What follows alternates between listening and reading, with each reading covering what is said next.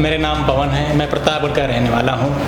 आज मेरी सुबह क्लास लगभग 7 बजे से चालू हुई, अभी लगभग 9:15 बज रहे हैं। इस दौरान में सुबह सबसे पहले आए आईसी रिबॉलिंग की, एमएमसी रिबॉलिंग की, यूनिवर्सल स्टेंसिल से, और क्या बोलते हैं सीपीयू रिबॉल किया और अस्सी रिबॉल की। उसके बाद देवसर WTR रिबॉल किया, डबल डेकर मतलब रिबॉल किया, रैम रिबॉल किया। उसके बाद देवसर की क्लास थी। कंपोनेंट कितने प्रकार के होते हैं, क्या क्या काम उनका, सब एकदम डीप नॉलेज दिया। फिर उसके बाद लगभग 2:30-3 बजे के बाद वो एमडी सर ने प्रैक्टिकल करवाया।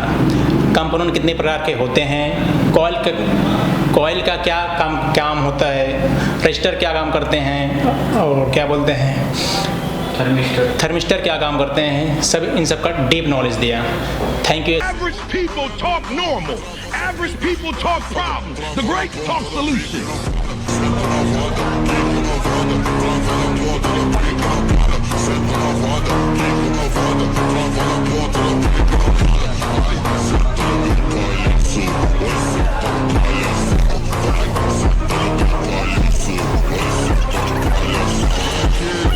Average people talk normal. Average people talk problems. The greats talk solutions. Set